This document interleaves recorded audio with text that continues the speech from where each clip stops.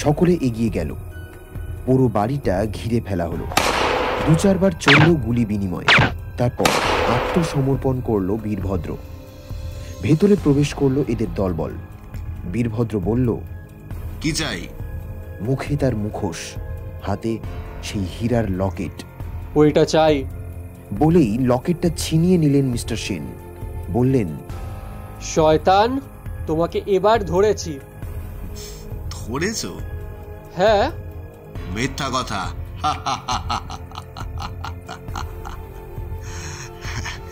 ধরবে আমাকে? নিশ্চয়ই। তবে ধর।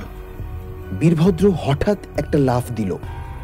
তারপর মুহূর্তের মধ্যেই ঘটে গেল একটা মহা পরিবর্তন। বীরভদ্রের পায়ের চাপে একটা সুইচ যেন নড়ে উঠল। নিমেষে দেখা গেল বিরাট একটা সুড়ঙ্গ পথ। সেই সুড়ঙ্গ পথে বীরভদ্র মুহূর্তে যেন ওপর থেকে নিচে নেমে গেল। দীপক পিস্তল তুলল, গুলি করলো, কিন্তু সেই গুলি লাগলো না। বীরভদ্র নিমেষে নেমে গেল সেই সুড়ঙ্গ পথে, যেন পাতালে তলিয়ে গেল সে হঠাৎ। দীপক ছুটে গিয়ে দেখে বীরভদ্র অদৃশ্য হয়ে গেছে। চিৎকার করে উঠল, চলুন, এই পথেই চলুন। Any digital copy of this content leading to piracy is a crime.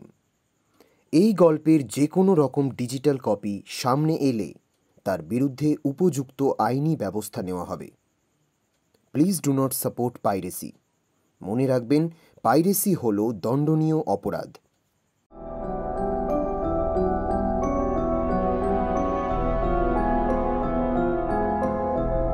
Bangla সাহিত্যের রোমাঞ্চময় গল্পের ঝুলি দিয়ে সাজানো আমাদের এই বিশেষ উপস্থাপনা দ্য অ্যাডভেঞ্চার স্টেশন।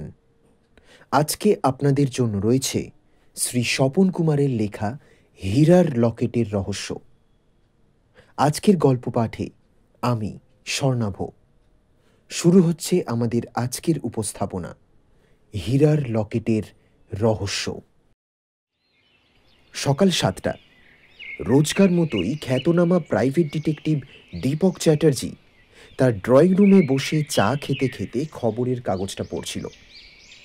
এমন সময় একটা খবর তার চোখে পড়ল। আবার কলকাতার বুকে দস্যু বীরভদ্র। পরপর 2টো দোকান লুণ্ঠন, এক ধনীর 20,000 টাকা নিয়ে উধাও। এরপরে অনেকটা জায়গা জুড়ে অতীতের ভয়াবহ দস্যু বীরভদ্রের নানান কাহিনী ছাপা রয়েছে।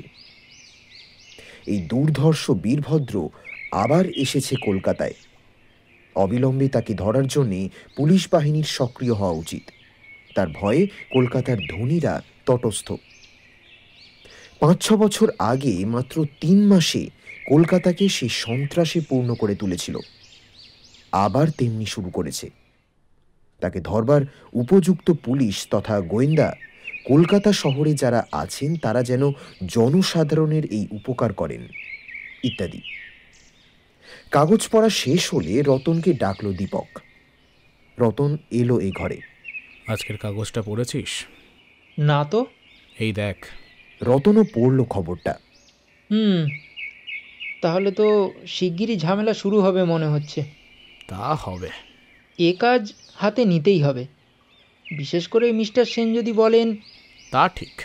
তাহলে অন্য ছোটোখাটো কাজগুলো সব কমিয়ে রাখি, কি বলিস? পুলিশ থেকে না ডাকলে তুই তো বোধহয় এসব কেসে হাত দিবি না। না। তবে ঠিক আছে, দেখা যাক কতদূর কি হয়। এমন সময় চাকর ভজুয়া এসে ডাকল, বাবু। কি খবর রে? একজন ভদ্রলোক দেখা করতে এসছেন। কিরকম দেখতে? বাঙালি লোক, বেশ ধনী মনে হয়। বেশ, নিয়ে আয় এখন। এই যে এই একখানা কার্ডও দিয়েছে। কই দেখি। ইনি তো বিখ্যাত ধনী লোক, তা হঠাৎ আমার কাছে কেন জানি না। আচ্ছা, পাঠিয়ে দে শিগগিরি। ভজুয়া বেরিয়ে গেল। একটু পরেই দামি আবদির পাঞ্জাবি আর তাঁতের ধুতি পরে ঢুকলেন এক ভদ্রলোক। সোনার বোতাম, আংটি আর দামি ঘড়ি হাতে। দীপক ভালো করে তাকালো। মাঝারি আকারের ভদ্রলোক, বয়স প্রায় 40-42 হবে। চেহারা সুশ্রী, মুখে একটা আভিজাত্যের ছাপ। বসুন স্যার। আমি বিশেষ কারণে আপনার সাহায্য চাইতে এসেছি মিস্টার চ্যাটার্জি। বলুন। আমি শুনেছি আপনি নাকি সারা ভারতের বিখ্যাত শ্রেষ্ঠ ডিটেকটিভ। সারা বিশ্বে আপনি খুবই বিখ্যাত। তা হতে পারে। হ্যাঁ, আমি তাই এসেছি। বিপদে পড়েই আপনার সাহায্য চাইতে এসেছি। আপনার কাজের উপরে কিন্তু আমার বিরাট শ্রদ্ধা। বলুন। আপনি বোধহয় জানেন আমি সারা ভারতের মধ্যে অন্যতম শ্রেষ্ঠ হীরা ব্যবসায়ী। শুনেছি। বড় বড় ধনীদের দামি হীরা জহরং সব আমার কাছেই থাকে। তাও জানি। হঠাৎ পরশুদিন আমি এমন একটা চিঠি পেলাম যে তাতে কিছুটা ভয় পেয়েই বাধ্য হয়েছি আপনার কাছে সাহায্য চাইতে। কীরকম? এই যে দেখুন চিঠিটা। চিঠিটা দেখল দীপক। তা হলো কুখ্যাত দস্যু বীরভদ্রের লেখা। তাতে লেখা ছিল, প্রিয় মিস্টার মল্লিক, বহুদিন ধরে বহু অর্থ আপনি উপার্জন করেছেন। আপনার তাই টাকার অভাব নেই। আমি চাই আপনার টাকা সামান্য একটা অংশ মাত্র আপনি দান করবেন আমাদের। মাত্র 10,000 টাকা দেবেন আমাকে। এই সামান্য টাকা আপনি যে কোনো লোককে দিয়ে কাল সন্ধ্যে 6টার মধ্যে পাঠিয়ে দেবেন শ্যামবাজারের মোড়ে দেশবন্ধু পার্কের স্ট্যাচুর নিচে। আমি অপেক্ষা করব সেখানে। টাকাটা আমার হস্তগত হবে। আর যদি তা না পাঠান তবে 3 দিনের মধ্যে আপনার সঞ্চিত জুয়েলারি থেকে সমস্ত মহামূল্যবান সম্পদ, অর্থাৎ বড়দার মহারাজের জন্য যে 3 লাখ টাকা মূল্যের বিরাট হীরার লকেটটি আপনি কিনেছিলেন, তা আমি অপহরণ করব। পুলিশ বা গোয়েন্দা বিভাগের ক্ষমতা নেই আমার কাজে বাধা দিতে পারে। আর যদি পুলিশে খবর দেন তাহলে আমি আপনার টাকা গ্রহণ করব না। ওই হীরা লকেটটি ঠিকই অপহরণ করব। আমার কাছে বাধা দেওয়ার মতন ক্ষমতা ওই পুলিশ বিভাগের নেই। আশা করি ভেবে দেখবেন সব কথা। দীপক চিঠিটা পড়ে বলল, কে এই বীরভদ্র তা কি জানেন মিস্টার মল্লিক? না, তবে সম্প্রতি কাগজেই নামটা যেন পড়েছি বলে আমার মনে হচ্ছে। ঠিক, লোকটা একজন নটোরিয়াস ক্রিমিনাল। সারা ভারত জুড়ে তার কাজ চলে। ভারতের বিভিন্ন স্থানে বিভিন্ন সময় ঘুরে বেড়ায় ছদ্মবেশে। পুলিশ বিভাগ শত চেষ্টা করেও তাকে ধরতে পারেনি। এখন তাহলে কি করা যায় একটু বলুন। আপনি পুলিশকে জানিয়েছেন? না না, ভয় জানাইনি। সোজা গোপনে চলে এসেছে আপনার কাছে। আপনি হাসলেন? হাসছি এই জন্য যে পুলিশকে না জানালেও গোপনে আপনি যে আমার কাছে এসেছেন তা ওরা জানে।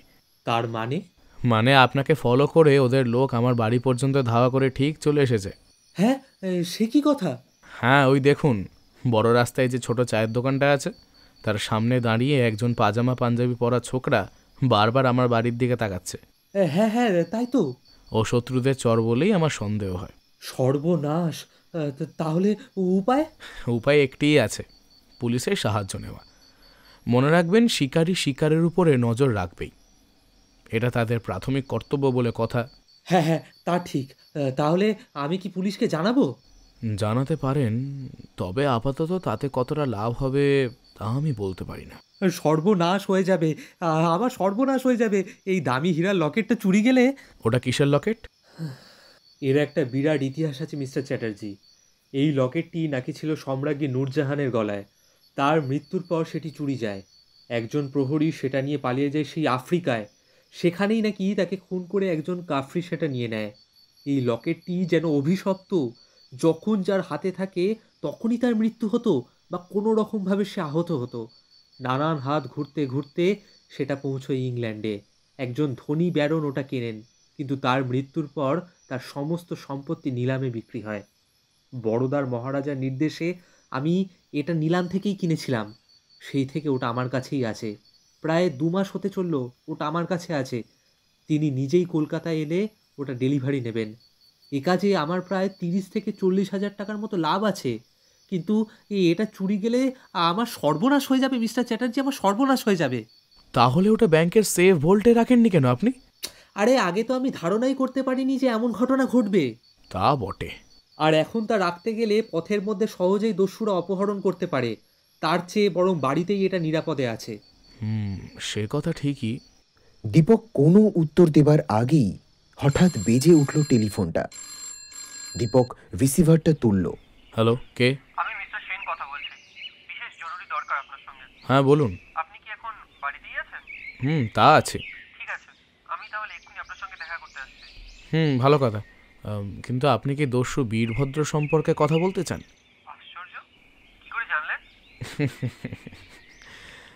জানা কঠিন নয়, কারণ বর্তমানে তার জন্য যে আপনার খুব বদনাম হচ্ছে তা আমি আন্দাজ করতে পারছি। ঠিক বলেছেন মশাই। ওকে কিছুতেই আমরা নিরস্ত করতে পারছি না, অথচ ওপর থেকে হরদম চাপ আসছে আমাদের উপর। তা তো আন্দাজ করেই কথাটা বললাম। শুনুন, আর একটা ঘটনা সম্প্রতি ঘটতে চলেছে, তারও মূল্যে ওই বীরভদ্রই রয়েছে। কি ব্যাপার? দীপক তখন সংক্ষেপে মিস্টার মল্লিক ও হীরার লকেট সংক্রান্ত সব ঘটনা বলল। যারা গল্প শুনছেন অথচ এখনও সাবস্ক্রাইব করেননি, তাদের কাছে অনুরোধ, গল্প শুনে ভালো লাগলে চ্যানেলটি সাবস্ক্রাইব করতে ভুলবেন না কিন্তু। গল্পের পরবর্তী অংশ তাহলে শুরু করা যাক। তা শুনে মিস্টার সেন বললেন, উনি কি এখন আপনার বাড়িতেই আছেন নাকি? হ্যাঁ, আমার বাড়িতেই আছেন। বেশ তো, আমি আসছি এক্ষুনি, সব কথা হবে, কি বলেন? দীপক রিসিভার নামিয়ে রাখল। তারপর মিস্টার মল্লিককে বললেন, আপনি একটু বসুন, এক্ষুনি কলকাতা পুলিশের একজন উচ্চপদস্থ অফিসার মিস্টার সেন আসছেন দেখা করতে। তিনিও ওই বীরভদ্র কেস নিয়ে কাজ করছেন। মিস্টার মল্লিক বসে রইলেন চুপ করে। এরপর আধ ঘন্টা পরে সিঁড়িতে শোনা গেল ভারী বুটের শব্দ। মিস্টার সেন ঘরে ঢুকলেন। দীপক ভজুয়াকে চা ও জলখাবার আনতে বলল। তারপর মিস্টার সেনকে বলল, আপনি 1 মিনিট বসুন, আমি আসছি। কোত্থেকে? মনে হয় বীরভদ্রের একজন অনুচর আমার বাড়ির উপরে নজর রেখেছে, তাকে আমি ধরতে চাই। দীপক ইশারায় দেখিয়ে দিয়ে চলে গেল পাশের ঘরে। দরজা জানলা বন্ধ করে ছদ্মবেশে সজ্জিত হল। তাকে দেখাচ্ছিল ঠিক একজন পাঞ্জাবি ভদ্রলোকের মতো। তারপর বাড়ির পেছনের দরজা দিয়ে বেরিয়ে গলিপথে এলো সেই দোকানটার সামনে। আচমকা পিস্তল উদ্যত করে ধরল সেই লোকটার দিকে। লোকটা তো হতভম্ব হয়ে বলল, কে আপনি? একটি কথাও না বলে আমার আগে আগে চলে এসো চাঁদ, না হলে গুলি মেরে মাথার খুলিটাই উড়িয়ে দেব। কে আপনি? ভেতরে গেলেই টের পাবে। দীপক লোকটাকে নিয়ে সোজা নিজের বাড়িতে ঢুকল। মিস্টার সেন আর মিস্টার মল্লিক বসেছিলেন ঘরে। মিস্টার সেন তাকে দেখেই চিনতে পারলেন। বললেন, আরে এ তো হলো টপ কাবাজ পাঁচু। টপ কাবাজ? টপ কাবাজ কাকে বলে স্যার? ওই যে যারা সোনার বাটের লোভ দেখিয়ে টাকা চোট করে। বুঝেছি। তা পাঁচু, তুমি হঠাৎ এখানে? আমি এখন কোনো ক্রাইম করি না স্যার, একজন লোকের অধীনে কাজ করি। কে সেই মহাত্মা? তাকে তো দেখা যায় না, শুধু শুধু চিঠিতে, শুধু চিঠিতে তার হুকুম পাওয়া যায়, আর কাজ করলে ঠিক মতো টাকা পাওয়া যায়, কোনো অসুবিধা নেই। তুমি দীপক বাবুর বাড়ির উপরে নজর রেখেছিলে কি তারই হুকুমে? হ্যাঁ স্যার। দেখি সে হুকুমনামাটা কেমন। পাঁচু একটা চিঠি বের করে দিল। তাতে লেখা, পাঁচু, তুমি আজ সকাল 7টা থেকে রাত 10টা পর্যন্ত ধীরেন মল্লিকের উপর নজর রাখবে। সে যখন যেখানে যাবে তুমিও যাবে। রাত 10টায় চিতপুরের হোটেলে খবর দেবে একজন লোককে। তার পরনে থাকবে কালো কোট আর সাদা প্যান্ট। তাকে সব খবর জানালে তোমার প্রাপ্য 100 টাকা পাবে। মিস্টার সেন বললেন, কে এই বীরভদ্র? তার দলের কেউ জানতে পারে না। আমরা তো ছোটখাটো চুনোপুটি, যারা দলের মাথা তারাও জানতে পারে না। বুঝেছি। ঠিক আছে, আমি একে ধরে নিয়ে যাচ্ছি, দেখা যাক ও মুখ খোলে কি না। ঠিক আছে, তবে ওর আর বেশি বলার ক্ষমতা নেই। আচ্ছা, তাহলে আমাদের পরবর্তী প্রোগ্রাম কি? পরশুদিন মিস্টার মল্লিকের বাড়ি গার্ড দিতে হবে। যদি বীরভদ্র সেখানে যায়, তাকে ধরতেই হবে সেখানে। সে তো নিশ্চয়ই। আর আপনিও খুব সাবধানে থাকবেন মিস্টার মল্লিক, অচানা কোনো লোককে বাড়িতে ঢুকতে দেবেন না যেন। আচ্ছা স্যার। দেখা যাক এবার বীরভদ্র ফাঁদে পা দেয় কিনা। তবে আমার মনে হয় সে ওখানে আসবে না। মিস্টার সেন লোকটির হাতে হাত করা পরিয়ে থানায় নিয়ে চললেন। সঙ্গে চললেন মিস্টার মল্লিক। দীপক রতনকেও সঙ্গে পাঠালো সশস্ত্র অবস্থায়, লালবাজার পর্যন্ত মিস্টার সেনকে পৌঁছে দেবার জন্য। সেদিন বিকেলে দীপক একটা টেলিফোন পেল হঠাৎ। কে কথা বলছেন? আমি কথা বলছি। লোকটা বাংলায় কথা বললেও তার মধ্যে যেন একটা বিদেশি টান লক্ষ্য করল দীপক। ভাবল লোকটা হয়তো ইচ্ছা করেই ওইভাবে কথা বলছে। কি চাই? আমার দলের একজন যুগ্মপতিকে গ্রেফতার করে নিজেকে খুব ক্ষমতা সম্পন্ন মনে করবেন। আমার কাছে বাধা দেওয়ার ক্ষমতা আপনার নেই, এ কথা মনে রাখবেন। বেশ, তো রাখবো। আর আপনি যদি বেশি বাড়াবাড়ি করেন তাহলে আপনার জীবনও বিপন্ন হবে, আগে থেকে সাবধান করে রাখছি। তা জানি, কিন্তু অত সহজে আমি ভয় পাই না, তা তুমিও জেনে রাখো বীরভদ্র। বেশ, তো ঘটনাস্থলে দেখা যাবে বুদ্ধির লড়াইতে কার মাথা বেশি। ঠিক আছে। দীপক রিসিভার নামিয়ে রাখলো বিরক্তি সহকারে, তারপর অন্য কাজে মন দিল। দীপক ভাবল বীরভদ্রের সঙ্গে বোঝাপড়া হবে মিস্টার মল্লিকের বাড়িতেই, তার আগে এ বিষয়ে বেশি মাথা ঘামিয়ে লাভ নেই। নির্দিষ্ট দিনে সকাল থেকেই মিস্টার সেনের পুলিশ বাহিনী বেশ ভালোভাবে মিস্টার মল্লিকের বাড়ি পাহারা দিতে শুরু করে দিল। মিস্টার মল্লিক সেদিন বাড়ি থেকে একবারও বের হলেন না। মিস্টার সেন আর দীপকও ঠিক বিকেল 4টেতে এসে উপস্থিত হলো। সারা বাড়িটা যেন পুলিশের একটা বুহো বলে মনে হতে লাগলো। দীপক মিস্টার মল্লিককে বললেন, আচ্ছা, ওই হীরার লকেটটা কোন ঘরে আছে? এই তো এই ঘরেই, কোণের ওই স্টিলের আলমারিতে। ঠিক আছে। মিস্টার সেন, আপনি দুজন আর্মড সঙ্গী নিয়ে এখানে বসুনক্ষণ, আর আমি বাড়ি থেকে কিছুটা দূরে গিয়ে ছদ্মবেশে নজর রাখছি, কারণ কোনো লোক কৌশলে ঢুকবার বা বের হবার চেষ্টা করলে তাদের তো বাধা দিতে হবে। ঠিক আছে। দীপক পাশের ঘরে গিয়ে ছদ্মবেশ ধরল, তারপর বাড়ির পেছন দিকের দরজা দিয়ে চুপি চুপি বেরিয়ে গেল। মিস্টার সেন তখন মিস্টার মল্লিককে বললেন, আপনি ইচ্ছে করলে নিশ্চিন্তে নিজ কাজে যেতে পারেন। এই চিন্তিত মন নিয়ে ঘুমোনো যায় না স্যার। তা বটে। মিস্টার মল্লিক চুপ করে বসে রইলেন। সময় কেটে চলল। রাত 9টা বাজল ঢং ঢং করে। এমন সময় হঠাৎ টেলিফোনটা বেজে উঠল। মিস্টার মল্লিক ফোন তুললেন। হ্যালো, কে? আমি বীরভদ্র কথা বলছি। আপনার চ্যালেঞ্জ আমি গ্রহণ করছি মিস্টার মল্লিক। ঠিক আছে, আজকে রাত্রের মধ্যেই। বলে আর কিছু বলল না সে। টেলিফোন সংযোগ কেটে গেল। মিস্টার মল্লিক সব কথা বললেন মিস্টার সেনকে। শুনে মিস্টার সেন হাসলেন, বললেন, অত সহজ ব্যাপার এটা নয় মিস্টার মল্লিক, কেউ এলে সে ধরা পড়তে বাধ্য। আমারও তো তাই ধারণাই ছিল স্যার। মিথ্যে ভয় দেখাচ্ছে, অথচ আসতে সাহস পাচ্ছে না। তা বটে। মিস্টার সেনের মাথায় নানান চিন্তা খেলা করতে থাকে। আরও মিনিট 15 পর শোনা গেল মোটর গাড়ির ইঞ্জিনের শব্দ। একটা গাড়ি এসে দাঁড়ালো মিস্টার মল্লিকের বাড়ির ঠিক সামনে। একজন কনস্টেবল এসে মিস্টার সেনকে বলল স্বয়ং পুলিশ কমিশনার এসেছেন কাজ তদারকি করতে। মিস্টার সেন উঠে দাঁড়ালেন, বললেন, ওনাকে নিয়ে এসো ভেতরে। একটু পরেই পুলিশ কমিশনার ভেতরে প্রবেশ করলেন, তার সঙ্গে দুজন সহকারী। তাকে দেখে মিস্টার সেন বললেন, আসুন স্যার, আমরা ঠিকমতো কাজ করার চেষ্টা করছি। পুলিশ কমিশনার আর কিছু না বলে হঠাৎ কি একটা কৌটো বের করে বললেন, দস্যু বীরভদ্রকে বাধা দেওয়ার ক্ষমতায় বিশ্বে কারণ নেই। বলেই সে হাত থেকে ডিমের মতো কি একটা পদার্থ মেঝেতে ফেলে দিল এবং দুম করে প্রচন্ড শব্দ হলো একটা। সঙ্গে সঙ্গে সারা বাড়ি যেন কেঁপে উঠল। একটা বিষাক্ত গ্যাস বের হলো। মিস্টার সেন আর তার দলবল অজ্ঞান হয়ে গেলেন। এদিকে সিন্দুকের উপরেও কি একটা চূর্ণ ছিটিয়ে তাতে আগুন ধরিয়ে দিল সে। সঙ্গে সঙ্গে লোহাটা যেন গলে গেল। সিন্দুকের মাঝে দেখা দিল একটা ফোঁকর। সে ফোঁকরের মধ্যে হাত ঢুকিয়ে দিল বীরভদ্র।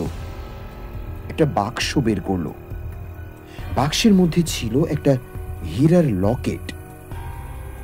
বীরভদ্র সেটা পকেটে পুরে দ্রুত গতিতে নিচে নেমে এলো। পুলিশ ছুটে এলো।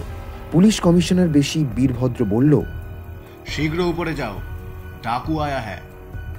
তারা উপরে ছুটে গেল। পুলিশ কমিশনার বেশি বীরভদ্র একটা গাড়িতে উঠে বসল। গাড়ি দ্রুত গতিতে ছুটে চলল, কিন্তু সবার চোখে ধুলো দিলেও একজনকে ফাঁকি দিতে পারল না বীরভদ্র। সে হলো detective Dipak Chatterjee.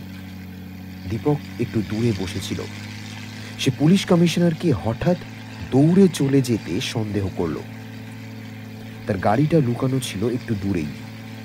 Police commissioner বেশি বীরভদ্র চলতে শুরু করতেই দীপক তাকে অনুসরণ করল। অনেকটা দূরত্ব বজায় রেখে দুটি গাড়ি ছুটে চলল। দীপক বেশ সাবধানে ছিল। সে চায় না যে আগের গাড়ির আরোহী বুঝতে পারুক যে সে তাকে অনুসরণ করছে। দীপক গাড়ি ছুটিয়ে দিল বেশ কিছুটা ব্যবধান রেখেই, যাতে আগের গাড়ির আরোহী তাকে সন্দেহ করতে না পারে। পুলিশ কমিশনারের গাড়িটা যখন লালবাজারের দিকে না গিয়ে দক্ষিণ কলকাতার পথ ধরল, তখন দীপকের সন্দেহ দৃঢ় হলো। সে বুঝতে পারল যে নিশ্চয়ই কোনো একটা বিরাট গোলমাল আছে এর মধ্যে। পুলিশ কমিশনার কখনোই যে দক্ষিণ কলকাতার দিকে গাড়ি ছোটাতে পারেন না, তা দীপকের মতো এত অভিজ্ঞ গোয়েন্দার না জানার কথা নয়। গাড়ি ছুটল বালিগঞ্জ পেরিয়ে। দীপকও ঠিকমতো দূর থেকে অনুসরণ করে চলল। বালিগঞ্জ পেরিয়ে টালিগঞ্জ, আরো দক্ষিণে রিজেন্ট পার্ক পেরিয়ে চলল। অবশেষে বহু সময় পরে জয়রামপুরের কাছে গিয়ে একটা পল্লী অঞ্চলের পোড়ো বাড়ির সামনে এসে গাড়িটার গতি মন্থর হলো। বহু দূর থেকে দীপক দেখল গাড়িটা ডান দিকে ঘুরল। দীপকও গাড়ি থামালো।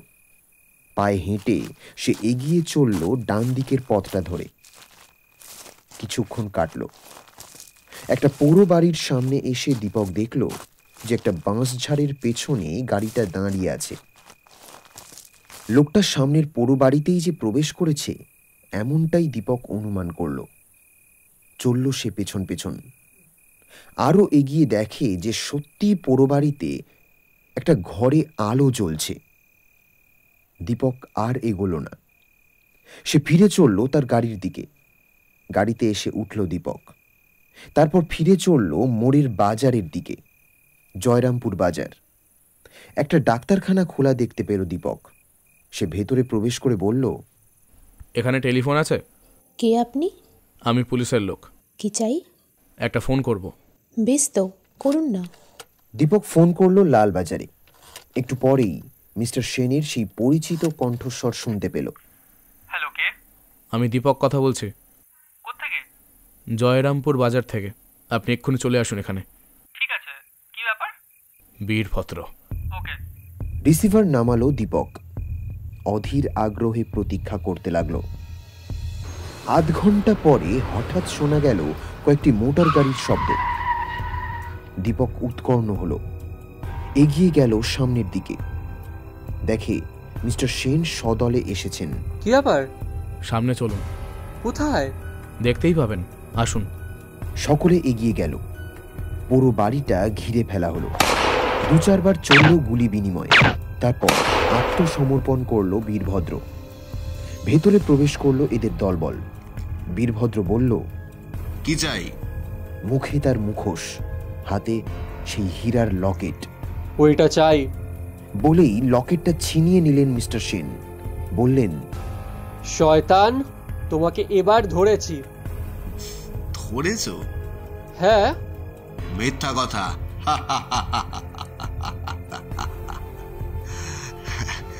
ধরবে আমাকে? নিশ্চয়ই। তবে ধর। বীরভদ্র হঠাৎ একটা লাফ দিল। তারপর মুহূর্তের মধ্যেই ঘটে গেল একটা মহা পরিবর্তন। বীরভদ্রের পায়ের চাপে একটা সুইচ যেন নড়ে উঠল।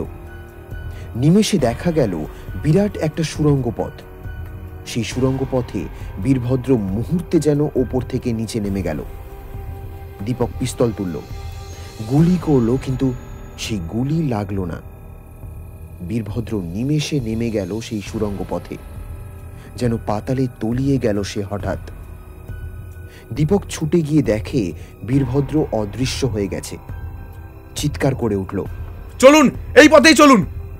সদলে দীপক ও মিস্টার সেন সুড়ঙ্গ পথে প্রবেশ করল, কিন্তু সব অন্ধকার, কিছুই দেখা যায় না। হঠাৎ একটা শব্দ হলো।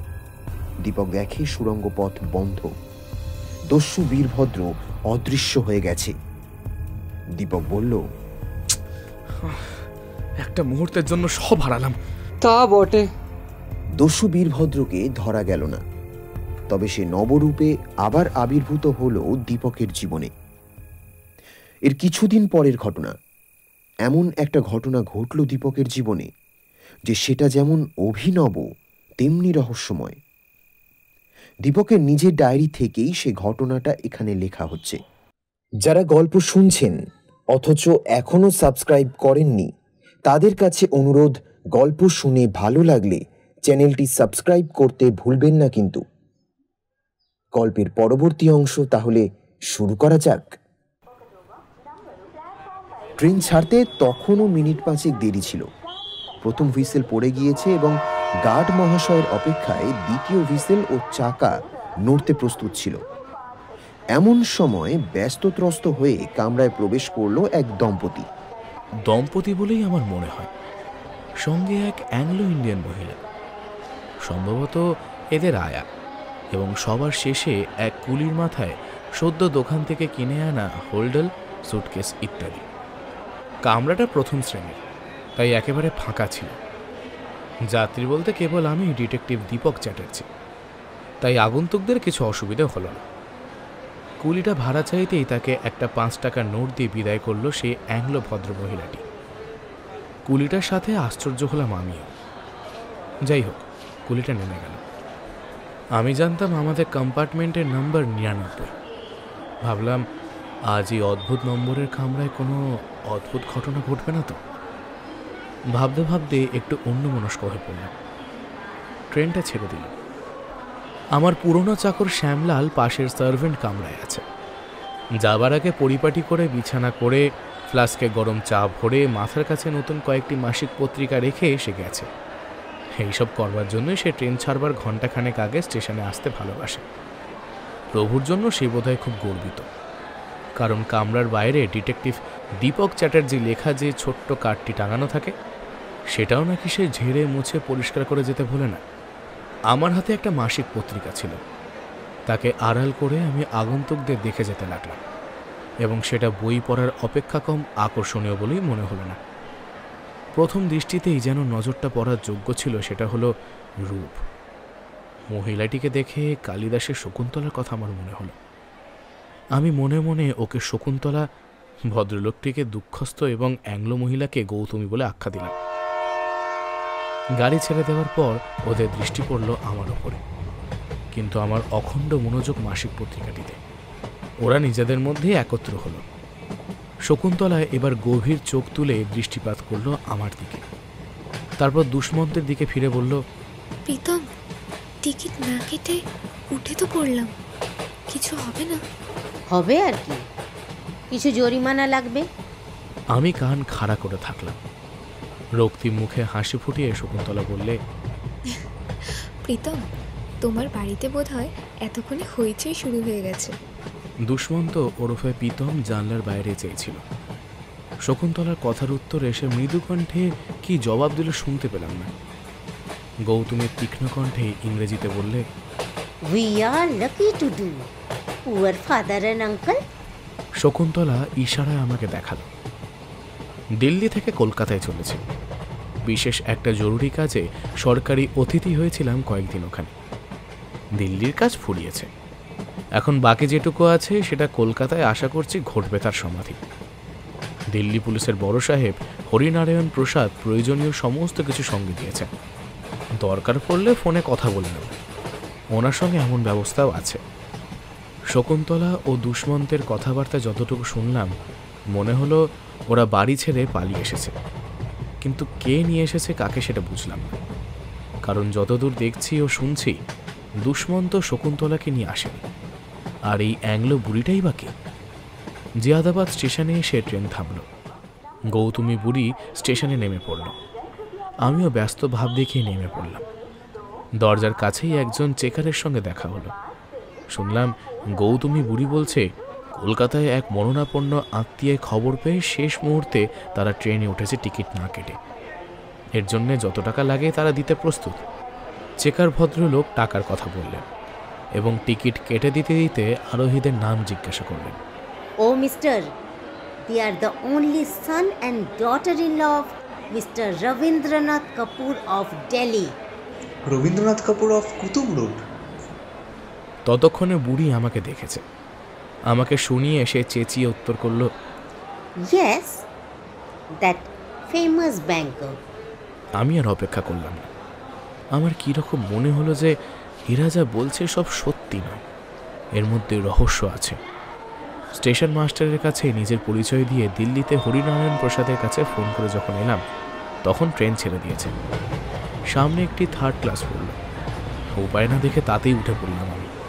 প্রায় পৌনে 1 ঘন্টা বাদে পরে স্টেশনে এলাম এবং আমি আমার কামরায় ফিরে এলাম। কামরার সামনে দেখি গৌতমী এক অপরিচিত লোকের সাথে কথা বলছে। আমাকে দেখে সরে গেল সেই ভদ্রলোক। শ্যামলাল ভেতরে ছিল। টিফিন ক্যারিয়ার নিয়ে খাবার প্রস্তুত করছিল সে। আমাকে দেখে বললে, এতক্ষণ কোথায় ছিলে? আমি ভেবে ভেবে মরি। ডিনারের টাইম হয়ে এলো। ঠিক মতো না খেলে বুঝি শরীর টিকবে? খালি ডিটেকটিভগিরি। ডিটেকটিভ কথাটা কানে যেতেই প্রীতম কাপুর আমার দিকে ভয়ার্ত চোখ মেলে তাকালো। আমি শকুন্তলা ও দুশ্মনদের দিকে চেয়ে ইংরেজিতে বললাম, you see, old servants are always more powerful than mother echo wife. আমার কথা শুনে ওরা দুজনেই হেসে উঠল। আমি অর্ডার করলাম ওদের খাবার দিতে। ওরা হেসে বললে, বয়কে আমাদের অর্ডার দেওয়া হয়ে গেছে, এর পরের বার আপনার থেকে খাবো। আমার খাওয়া হয়ে গেলে থালাবাটি নিয়ে শ্যামলাল তৈরি হয়ে রইল এবং আলিগড় স্টেশনে সে নেমে পড়ল। আমিও শুয়ে পড়লাম। বয় এসে খাবার দিয়ে গেল। শকুন্তলা ও দুষ্মন্ত তাড়াতাড়ি খাওয়া দাওয়া শেষ করে যার যার বিছানায় শুয়ে পড়ল। বড় আলো নিভে গেল। জ্বলতে লাগলো হালকা নীল আলো, আর জ্বলতে লাগলো দুধারে নিচ্ছিদ্র অন্ধকারের মাঝে এক একটা আলোর প্রহরী। ট্রেন ছুটে চলল। ঘণ্টাখানেক বাদে আমার তন্দ্রা গেল কেটে। আমি চোখ মেলে দেখলাম গৌতমী বুড়ি শুয়ে পড়েছে। তার নাকের আওয়াজও মাঝে মাঝে আসছে। আবছা অন্ধকারে কি একজন ওঠানামার দরজার কাছে দাঁড়িয়ে। উঠে পড়লাম নিঃশব্দে এবং গিয়ে দাঁড়ালাম তার পাশে। আস্তে আস্তে তার পিঠে হাত রাখলাম। চমকে সে ফিরে চাইল। হে তো প্রীতম কাপুর, কি করছেন এখানে দাঁড়িয়ে? না কিছু না মিস্টার চ্যাটার্জি, আসলে ঘুম আসছে না, তাই এখানে দাঁড়িয়ে আছি। মিস্টার কাপুর, হ্যাঁ, আপনি আমার নাম জানেন?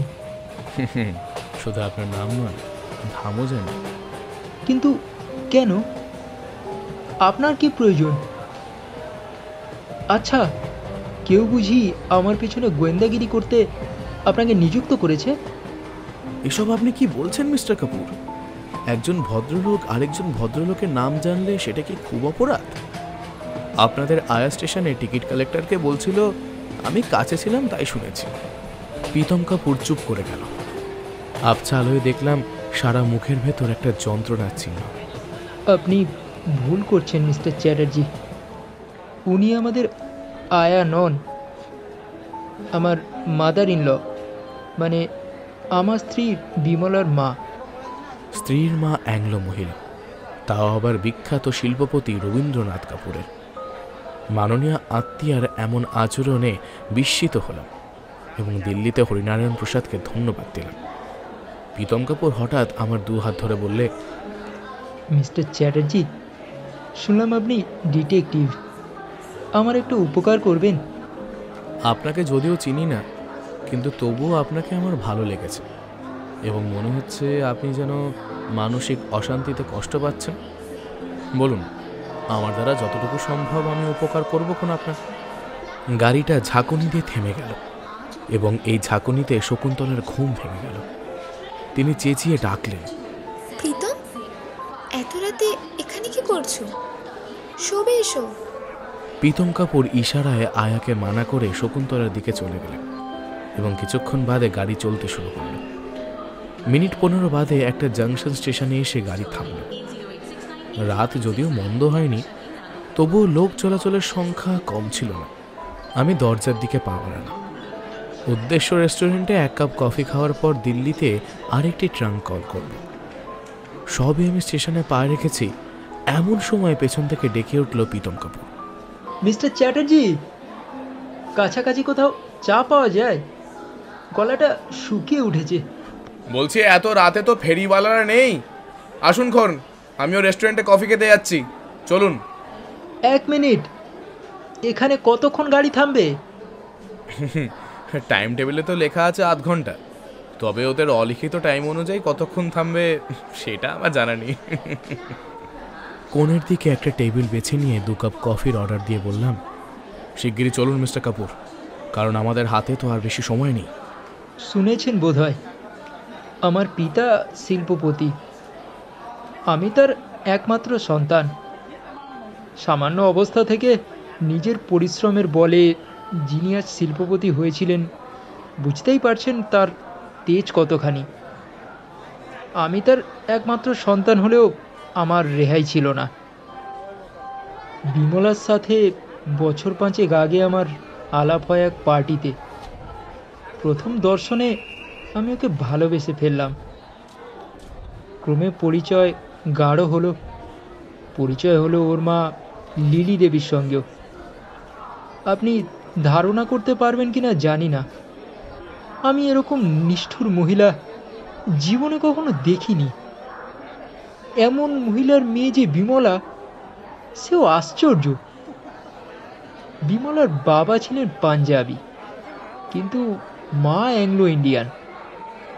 পরে জানতে পারলাম তিনি যৌবনে বহু নারীর সংস্পর্শে এসেছিলেন। আর সত্যি কথা বলতে কি, এখনও ওনার যথেষ্ট সুনাম বাজারে। বাবার কানে উঠল কথাটা।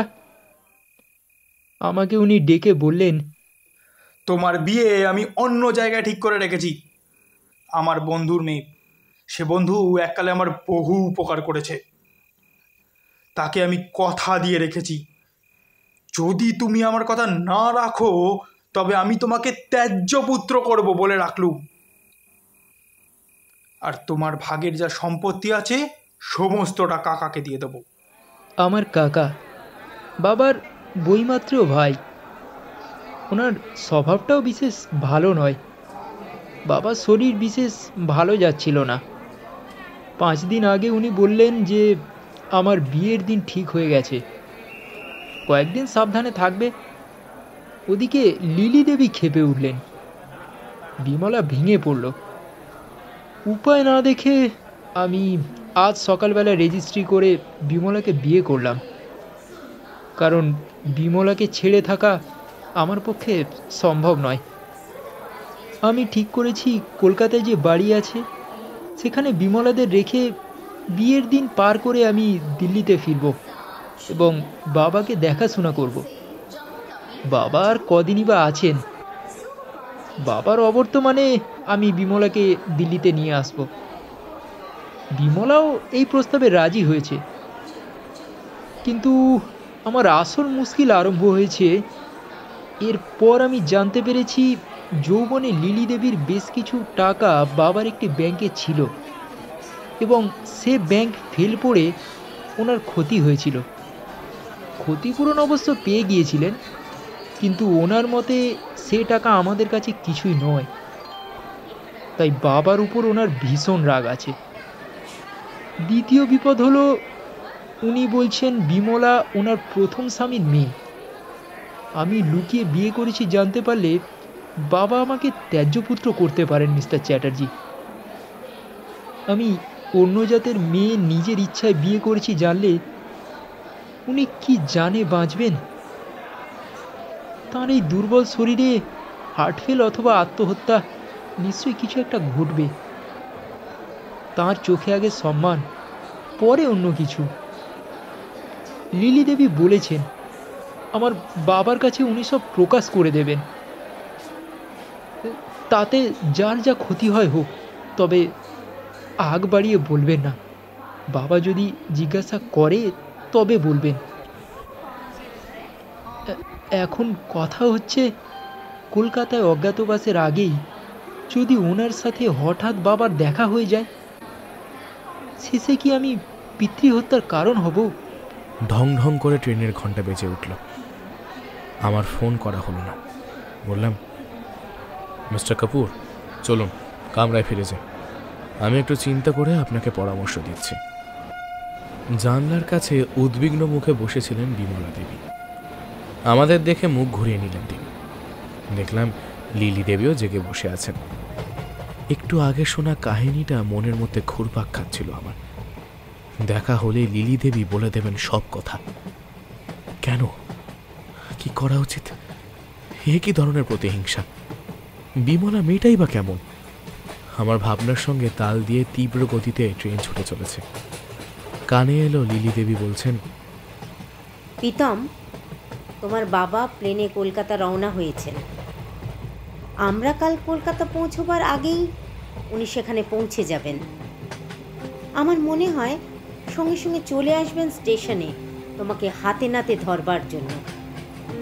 আমার ভয় হচ্ছে আমাকে আবার প্রশ্ন না করেন। মা, তুমি কি নিষ্ঠুর? তোমার কি আমার উপর একটুও ভালোবাসা নেই? আর চোখে চেয়ে দেখলাম অন্ধকার হয়ে এসেছে প্রীতম কাপুরের মুখ।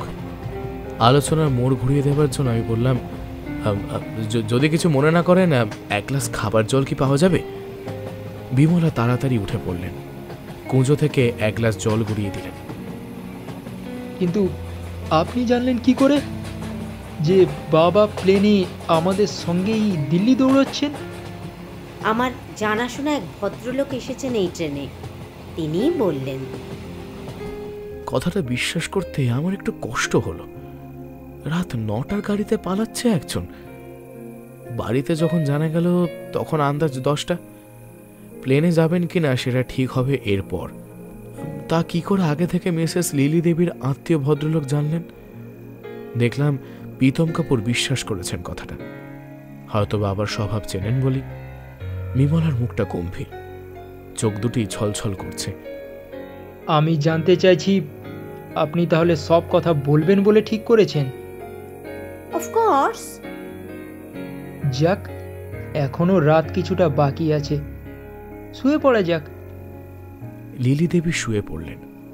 বিমলা চোখ বন্ধ করে হেলান দিয়ে বসে আছে। প্রীতম জানলার বাইরে মেলে ধরলেন তার চোখ দুটিকে। কেবল আমি অপেক্ষা করতে লাগলাম কখন আসবে পরের স্টেশন, কখন ফোন করব, কেমন করে জানাতে পারবো লিলি দেবীর সেই পরিচিত ভদ্রলোকটিকে। তিনি কি মিস্টার কাপুরের পরিচিত? গাড়ি ধীরে ধীরে একটা স্টেশনে ইন করল এবং আমি এক লাফে নেমে পড়লাম স্টেশনে। দিল্লিতে ট্রাঙ্ক কল করলাম। আমি খোঁজ নিয়েছি মিস্টার চ্যাটার্জি। রবীন্দ্রনাথ কাপুর আপনার সাথে একই ট্রেনে কলকাতা চলেছেন। আমাদের গোয়েন্দা খোঁজ নিয়েছে মিস্টার কাপুরের নামে একটি টিকিট আজকের জন্য ইস্যু হয়েছে। আপনি ভুল করেননি তো হরিনারায়ণজি? মিস্টার কাপুর তো রবীন্দ্রনাথ কাপুরের ছোট ভাইও হতে পারেন। ঠিক বলেছেন আপনি। আচ্ছা, আপনি আবার পরে স্টেশনে আমাকে ফোন করুন। এর মধ্যে আমি ভালো করে খোঁজ খবর নিয়ে রাখছি। কিন্তু ব্যাপার কি বলুন তো মিস্টার চ্যাটার্জি, এরা কোনো কেসের সঙ্গে যুক্ত নাকি? পরে বলবো। আমি আমার নিজের কামরার দিকে আর এগোলাম না, কারণ পরে স্টেশনে ফোন করে পাকা খবর নিয়ে তবে অন্য কাজে হাত দেব। উঠে পড়লাম শ্যামলালের কামরায়। আমাকে দেখেও খুব অবাক হয়ে গেল। ওর বিস্ময়কে নষ্ট করে দেওয়ার জন্য বললাম, আসলে আমার মাথা ধরেছে বুঝলি, তুই যদি মাথাটা একটু টিপে দিস তো খুব ভালো হয়। মাথা টিপতে টিপতে ও বললে, জানো না তো তোমার কিরকম নাম ছড়িয়ে গেছে? কিরকম শুনি? কালো স্যুট পরা এক ভদ্রলোক এসেছিলেন আমার কাছে তোমার সম্বন্ধে খবর নিতে। বললেন কলকাতায় গিয়ে নাকি তোমায় একটা কমপ্লেক্স কেস দেবেন। ওর ইংরেজি শুনে না হেসে পারা গেল না। ঠাট্টা করে বললাম, হ্যাঁ বাহ, তুমি যে আমারই দড়ি কলসি সেটা জানলেন কেমন করে উনি? নাকি আজকাল তুমিও আমার মতো দরজায় কাঠ ঝুলিয়ে রাখছো? হ্যাঁ, সেরকম বন্দোবস্ত করে দিও তো। আমি যখন তোমার কামরা থেকে থালা বাটি নিয়ে চলে আসছি তখনও সেখানে দাঁড়িয়েছিল। তোমাদের ঘরের বুড়ি মেম সাহেবের সঙ্গে চুপি চুপি কথা বলছিল দেখলাম। ধর্মর করে উঠে বসলাম। তাহলে সেই ভদ্রলোকে আমাকে খুঁজছিলেন। কোন দিকে গেলেন বলতে পারো? কেন, ও ভদ্রলোক কি আসামি নাকি? ইস, আগে জানলে ভালো করে দেখে রাখতাম। শ্যামলাল, এবার তোমার কাজ হলো সেই ভদ্রলোককে নজর রাখা। ওকে আমার খুব দরকার। বলতে পারো সে কেমন দেখতে? বেশ ভালো তো, দেখি বাঙালি বলে মনে হলো না। আমার সঙ্গে ইংরেজিতে কথা বললেন। সে কি, ইংরেজি আবার তুই জানিস নাকি? তোর এই বিষয়ে যে জানা ছিল সেটা তো আমি কোনোদিনও টের পাইনি। না হয় বিলেতে যাইনি, কিন্তু তোমার কাছে আছি আজ 10-12 বছর হলো তো নাকি, এটা তো কম নয়। তা সত্যি, তোর কাছে কিছুই আর হার্ড টাস্ক নয়। যাক, এই স্টেশনে আমি নেমে পড়লাম, তুই কিন্তু খেয়াল রাখিস, ঠিক আছে? হরিনারায়ণজিকে ফোন করতে উনি বললেন, আপনার অনুমানই ঠিক মিস্টার চ্যাটার্জি। রবীন্দ্রনাথ কাপুর ভোর 6:15 প্লেনে দিল্লি যাবেন। আপনার সাথে একই ট্রেনে চলেছেন ওনার ছোট ভাই অভিরাম কাপুর। কিন্তু ব্যাপারটা কি বলুন তো? আমি সমস্ত ঘটনা ওনাকে সংক্ষেপে বললাম। উনি শুনে লাফিয়ে উঠলেন। বলেন কি? Lily Devi, that Anglo Indian lady, ওনার সঙ্গে তো অভিরাম কাপুরের খুব ঘনিষ্ঠতা। সে কি? হ্যাঁ মিস্টার চ্যাটার্জি, দিল্লির সোসাইটির প্রায় সকলেই এই গোপন ঘনিষ্ঠতার খবর জানেন। রবীন্দ্রনাথ কাপুর এই বিষয়ে কিছু জানতেন না? বোধ হয় না, কারণ উনি খুব অসামাজিক। তাছাড়া ব্যাংকের কাজের জন্য ওকে তো প্রায়ই বাইরে থাকতে হয়। অভিরাম লোকটি কেমন? খুব একটা খারাপ নয়, তবে চরিত্রকে উনি ঠিক রাখতে পারেননি বোধহয়। যৌবনে প্রায় নারী ঘটিত ব্যাপারে ওনাকে জড়িত দেখতাম। ওনার নিজের কোনো সম্পত্তি আছে কিনা জানেন? যতদূর জানি কিছুই নেই, কারণ রবীন্দ্রনাথ কাপুরের আজ যা পয়সা সবই ওনার নিজের উপার্জিত। উনি নিশ্চয়ই অভিরাম কাপুরকে কিছু দিয়ে যাবেন। কিন্তু নারী ঘটিত এত সুনাম, বিশেষ করে লিলি দেবীর যা বর্ণনা দিলেন, এই ব্যাপার শুনলে, শুনতে পেলে এবং বিশ্বাস করলে 1 পয়সাও কাপুর সাহেব দিয়ে যাবেন না ভাইকে। ছেলে এমন করলে সে বয়কট হবে, আর এ তো মশাই বই মাত্রেও ভাই। যাক, আপনি কলকাতায় নেমেই আমাকে ফোন করবেন। আর হ্যাঁ, কাপুরদের মাঝে পড়ে যেন আমার কেসটি মিস করে দেবেন না। শুভরাত্রি জানিয়ে এসে দেখলাম ট্রেন সবে ছেড়েছে। সামনে একটা সেকেন্ড ক্লাস পড়ল এবং ছোটাছুটি না করে আমি উঠে পড়লাম সেটাতে। কিছুক্ষণের মধ্যেই তন্দ্রা এসে গেল এবং বাকি রাতটুকু আরামে ঘুমিয়ে কেটে গেল আমার। ঘুম ভাঙল বর্ধমান স্টেশনে। তখন বেলা 10টা হবে। নিজের কামরার দিকে অগ্রসর হতেই দেখি সমস্ত স্টেশনে কর্মচাঞ্চল্য। খুন হয়েছে ফার্স্ট ক্লাসে। ধক করে উঠল আমার মুখ। আমার কামরায় কিছু হয়নি তো? দেখলাম শ্যামলাল ছুটে আসছে। আমায় বললে, সর্বনাশ হয়েছে, শিগগিরই এসো, খুন হয়েছে তোমার কামরায়। ততক্ষণে আমি আমার কামরায় এসে গেছি। যত ভিড় জনতার, তত ভিড় পুলিশের। Bardhaman police inspector P.K. সেনকে দেখলাম জনতা নিয়ন্ত্রণ করছেন। আমার সাথে চোকাচুকি হতে এগিয়ে এসে বললেন, শুনেছেন ব্যাপারটা? এক ভদ্রমহিলা খুন হয়েছেন। ও কামরায় আমিই ছিলাম, দিল্লি থেকে একমাত্র রিজার্ভার যাত্রী। কাল রাতে ট্রাঙ্ক কল করতে একটা স্টেশনে নেমেছিলাম। গাড়ি ছেড়ে দেওয়াতে ও কামরায় আমি আর উঠতে পারিনি। আমি একবার ভেতরে যেতে চাই। কি যে বলেন মিস্টার চ্যাটার্জি, আপনার জন্য কোনো বাধা নিষেধ নেই। পাহাড়ওয়ালা, দরজা ছেড়ে দাও। ভেতরে কোনো যাত্রী নেই। আমার জিনিসপত্র আমার সিটের উপর রয়েছে। দরজার মুখে দুজন লাল পাগড়ি পাহারা দিচ্ছে। জানলাগুলি সমস্ত বন্ধ। প্রভাতের উজ্জ্বলতাকে তুচ্ছ করে সমস্ত কামরায় নেমে এসেছে হত্যার কালিমা। আর সেই কালিমা বহন করে মৃত্যুর কোলে ঢলে পড়েছে নীলি দেবী। গলায় তার গুলি লেগেছে। এত তাড়াতাড়ি যে এমন একটা ব্যাপার ঘটে যাবে তা স্বপ্নেও ভাবতে পারিনি। কাল রাত্রে যদি নিজের কামরায় ফিরে আসতাম তাহলে আততায় নিশ্চয়ই সাহস পেত না। কিন্তু লিলি দেবীকে হত্যা কে করলো, কেন করলো, কিভাবে করলো? পুলিশ দুটির একজনকে জিজ্ঞাসা করলাম। এর সঙ্গে যারা যাত্রী ছিল তারা সব এখন কোথায়? কষ্টে হাসি সংবরণ করলাম। পাহারাওয়ালার মতে 2-1টা খুন হবেই, কিন্তু সেটা কখনোই জেনানার ওপর নয়। কথাটা অদ্ভুত বটে। এসকেরা এসে জানালেন এবার ট্রেন ছাড়তে তার মিনিট 40 দেরি হয়েছে, এবার ট্রেন হয়তো ছাড়বে। এ ব্যাপারে আপনি তো ভারপ্রাপ্ত অফিসার, তাই না? আপাতত তাই মিস্টার চ্যাটার্জি।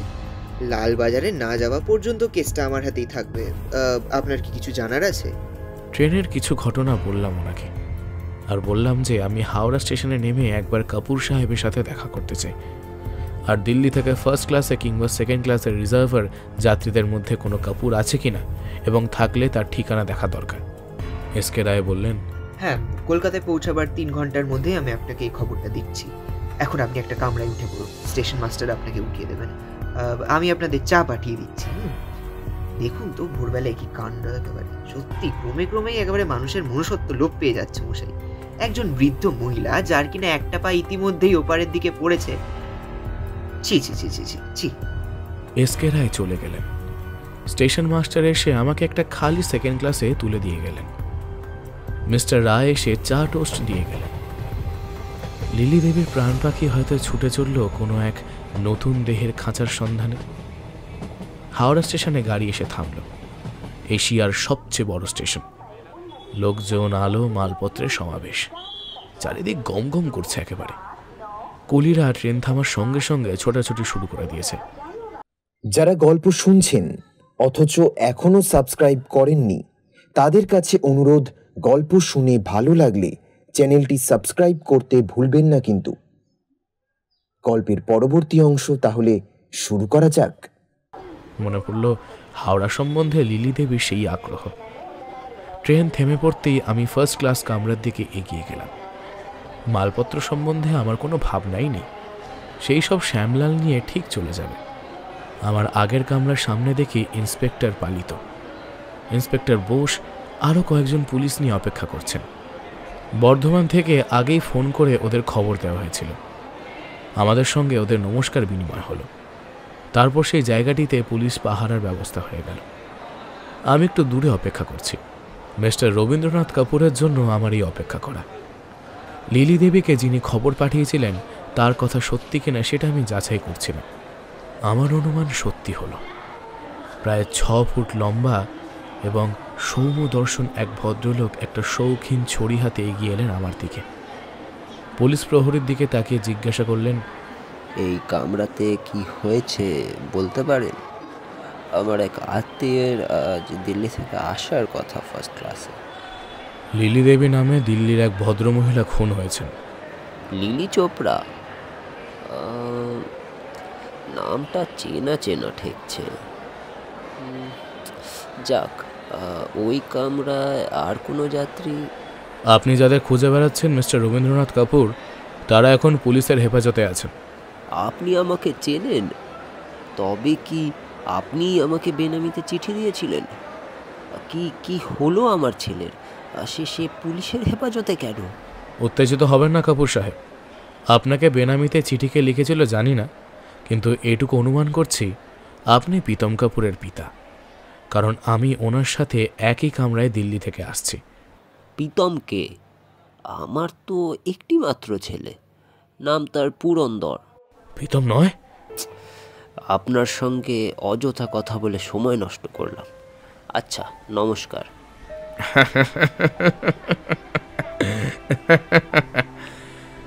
শুনুন মিস্টার কাপুর, আমার নাম ডিটেকটিভ দীপক চ্যাটার্জি। লালবাজারে আমার বাড়ির ঠিকানা পাবেন, প্রয়োজন হলে দেখা করবেন। কোন? ধন্যবাদ। ভগবান করুন যেন আপনার সাথে না দেখা করতে হয়। স্টেশনে পা দিতে না দিতেই যা সব অলক্ষণে কথা শোনালেন। আমি এবার ইন্সপেক্টর পালিতের সঙ্গে দেখা করে জানলাম আমার উদ্দেশ্য। পালিত লোকটি অতি সরল। তিনি কি করে এই সরলতা বজায় রেখেছেন সে এক আশ্চর্যের বিষয়। আড়ালে লোকে তাকে যা তা বলে, কিন্তু তিনি এসব কথায় কান দেন না। উনি খুবই মিশুকে, কোনো কিছু গ্রাহ্য করেন না। কি সাংঘাতিক আসামে মশাই! শেষকালে একটা বুড়িকে খুন? তা কি করে ঘটলো ব্যাপারটা? পালিত, আস্তে কথা বলো। এই পাহারাওয়ালাকে দিয়ে মিস্টার চ্যাটার্জিকে কাপুরদের কাছে পাঠিয়ে দাও। ইন্সপেক্টর বোস ঠিক কথা বলেছেন পালিত সাহেব। আমি তো এখনো কিছুই জানি না। দিল্লি পুলিশের বড় কর্তা মিস্টার গুপ্তর বিশেষ অনুরোধ ছিল এই পার্টির ওপর নজর রাখা, কিন্তু আমার সামান্য ভুলের জন্য এই ব্যাপারটা ঘটে গেল। ইন্সপেক্টর বোস মিস্টার গুপ্ত সাহেবের নাম শুনে সোজা হয়ে গেলেন। বললেন, মিস্টার গুপ্ত না বললেও আমরা আপনাকে অনুরোধ করতাম চ্যাটার্জি সাহেব। আপনার সাহায্যই আমাদের কাছে এখন একমাত্র ভরসা। যাক, আপনি বরং এই লক্ষণ সিং এর সাথে কাপুরদের কাছে চলে যান। সামান্য একটু মিথ্যে কেমন করে একটি অসন্তুষ্ট মনের সন্তুষ্টি আনলো ভাবতে ভাবতে আমি আসামি সন্দর্শনে চললাম। কয়েক ঘন্টার ব্যবধানে প্রীতম কাপুরের চেহারা বদলে গেছে। সারা মুখে অসহ্য যন্ত্রণার চিহ্ন, দুহাতে মুখ ঢেকে বসেছিল। আমার পায়ে শব্দ পেয়ে সে মুখ তুলে তাকালো। লক্ষ্য করলাম এত যন্ত্রণার ছাপ থাকা সত্ত্বেও আমাকে দেখে সে একটু আশ্বস্ত হলো। বললে, নমস্কার মিস্টার চ্যাটার্জি। প্রতি মুহূর্তেই ভাবছি এই বুঝি বাবা এসে পড়লেন। বাবা যখন জানতে চাইবেন কেন লিলি দেবীর মতো নোংরা স্ত্রীলোককে খুন করে আমি এত বড় বংশে কালি দিলাম, তখন আমি কি জবাব দেব? না না, আরে তুমি অত কথা বলছো কেন প্রীতম?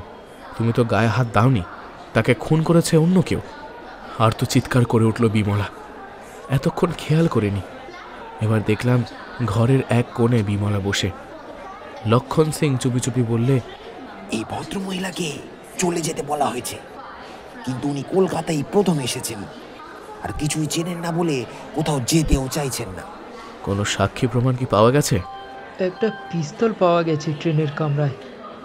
তার থেকেই গুলি করে লিলি দেবীকে হত্যা করা হয়েছে। আর সেই পিস্তলে আমার হাতের নাকি ছাপ পাওয়া গেছে। আপনি কি নির্দোষ?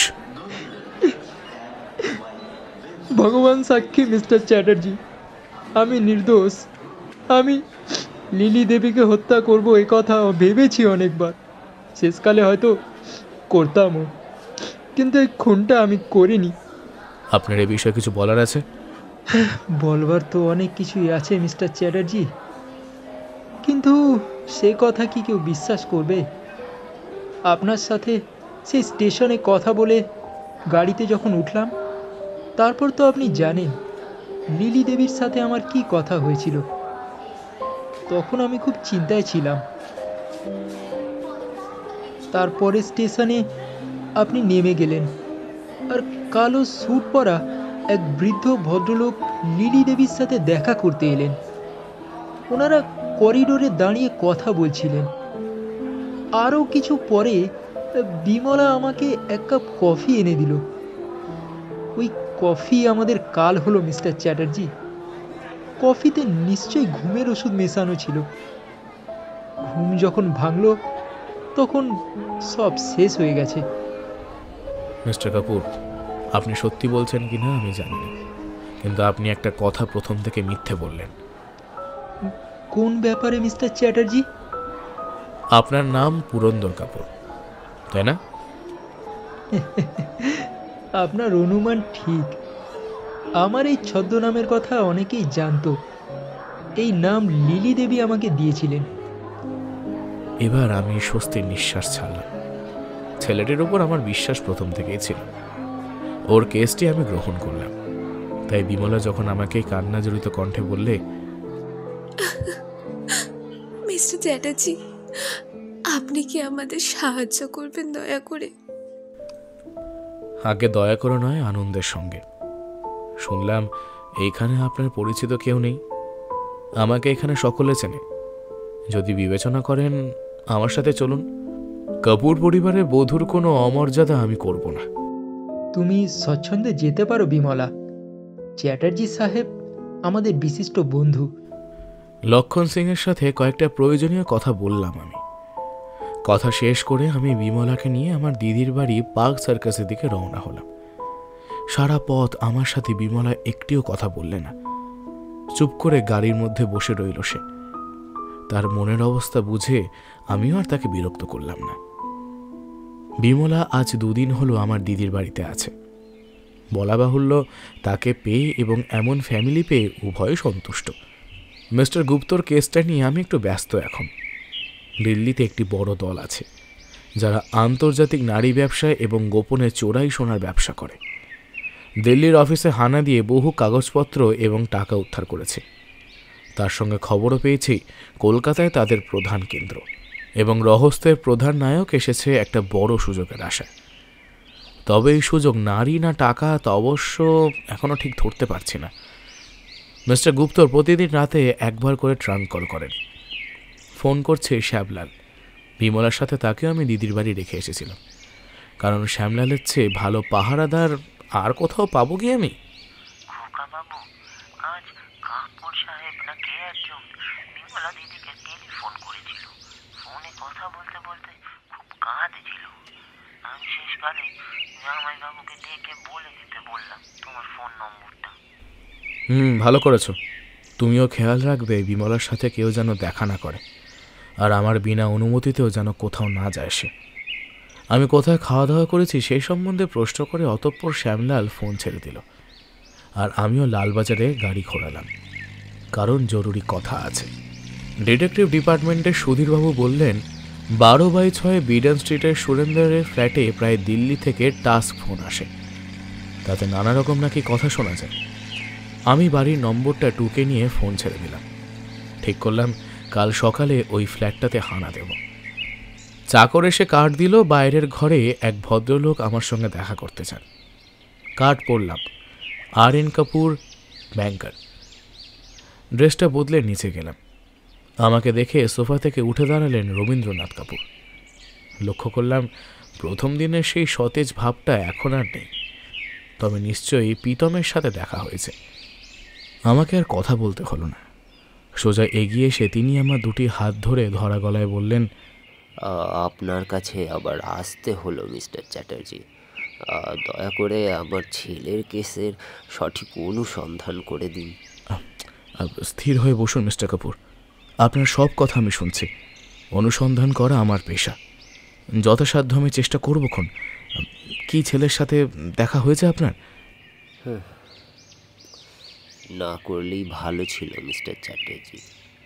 ছেলের দেখা না পেয়ে লালবাজারে খবর দিই, এবং কাল আমাকে তারা পুরন্দরের সঙ্গে দেখা করিয়ে এনেছে। শুনলাম তার বিরুদ্ধে অভিযোগ আছে। সে নাকি এক পাঞ্জাবি ভদ্রমহিলার মেয়েকে বিয়ে করে পালিয়ে আসছিল। ভদ্রমহিলা তাকে ফলো করে ওই ট্রেনেই আসছিলেন। যে স্টেশনে আমার সাথে তার দেখা, সেখানেই নাকি ও পিস্তল দিয়ে মহিলাটিকে খুন করে। যে ভদ্রলোক 25 বছর বয়সে মারা যাবার পর থেকে সমস্ত মেয়েকে মায়ের মর্যাদা দিয়ে এসেছে, তারই একমাত্র সন্তান হয়ে পুরন্দরের একই দুর্মতি। আহা, আরে প্রথম থেকে এত ভেঙে পড়বেন না মিস্টার কাপুর। আপনার পারিবারিক ইতিহাসটা সংক্ষেপে আমায় বলুন, হয়তো আমার কাজে লাগতে পারে। আমার 25 বছর বয়সে একমাত্র সন্তানের জন্ম দিয়ে স্ত্রী মারা যান। তারপর বিয়ে আর করিনি, ব্যবসা করতে শুরু করি। ছেলে মানুষ হয়েছে আমার দিদির কাছে। পড়াশোনা এবং অন্যান্য ব্যাপারে খুব ভালো ছেলে। আমি বিয়ের সব ঠিকঠাক করেছিলাম, এমন সময় ছেলে নিখোঁজ। হঠাৎ একটা বেনামি চিঠি পেলাম, তাতে সব পড়ে প্লেনে আমিও চলে এলাম এখানে। উদ্দেশ্য ছিল হাতে নাতে সকলকে ধরব, কিন্তু আপনার পরিবারের লোক কজন মিস্টার কাপুর? আমিও আমার বাল্য বিধবা দিদি অচলা, পুরন্দর এবং বইমাত্র ভাই অভিরাম কাপুর, এই 4 জন। অভিরাম কাপুর কি আপনার কাছেই মানুষ? না মিস্টার চ্যাটার্জি, বছর 6 আগে ও এক বস্ত্রে আমার কাছে চলে এসে নিজের দুর্দশার কথা শোনায়। তার ফলে ওকে আমি নিজের কাছে থাকতে বলি। তারপর থেকে ও আমার কাছেই থাকে। আর কি সব কাজ করে তা আমি জানি না, খুব শান্ত। আমি তাই ঠিক করেছি উইলে ওকে কিছু দিয়ে যাব, আর বাকি সব দান করব এক মিশনে। আমার স্থির বিশ্বাস মিস্টার কাপুর, পুরন্দর খুন করেনি। ওর পেছনে একটা দল আছে যারা নানা রকম কায়দা করে ওকে ফাঁসিয়েছে।